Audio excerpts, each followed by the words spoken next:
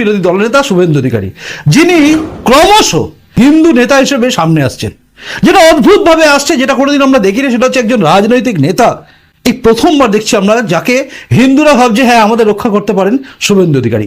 সেই দীর্ঘ বহু বছর পরে ডক্টর শ্যামাপ্রসাদ মুখার্জির পরে মনে হয় এমন কোনো রাজনৈতিক নেতাকে আমরা দেখছি যিনি সরাসরি হিন্দুর জন্য বলছেন, এবং হিন্দুত্বের জন্য বলা শুভেন্দু অধিকারীকে বিধানসভা থেকে বের করে দেওয়া হয়। তারপরে আমরা দেখলাম গতকাল মমতা বন্দ্যোপাধ্যায় শুভেন্দু অধিকারীর বিরুদ্ধে অনেক কথা বললেন।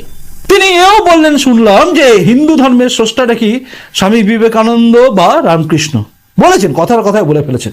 যাই হোক, তিনি স্রষ্টা নন, হিন্দু ধর্মের স্রষ্টাকে আমরা কেউ চিনি না, কারণ সনাতন ধর্ম আদি এবং অনন্ত, তার কোনো সৃষ্টি বা লয় হয় না। তাই মোগল আক্রমণ করার পরেও অন্যান্য জায়গায় মুসলিম সাম্রাজ্য তৈরি হয়ে যায়, কিন্তু ভারতবর্ষের বুকে আজও দারুল ইসলাম হয়নি। মমতা বন্দ্যোপাধ্যায় শুভেন্দু অধিকারীর বিরুদ্ধে রেখে খড়গহস্ত অনেক চেষ্টা করেছেন শুভেন্দু অধিকারীকে নানাভাবে বিব্রত করার, এমনকি তার দলের লোকেরা তার বাবাকে টেনে, মানে শুভেন্দু অধিকারী বাবার নাম নিয়ে শিশির বাবুর ছেলে বলে চোর বলেছে।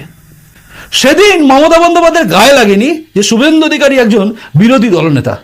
বামপন্থীরা যে কালচারে বিশ্বাস করতো, মমতা বন্দ্যোপাধ্যায় সেই কালচারে বিশ্বাস করে তার দলকে তৈরি করেছেন। তাই তার দলের লোকেরা শুভেন্দু অধিকারীকে বিরোধী দলনেতা হিসেবে সম্মান দেন না, উল্টে দেয় অসম্মান।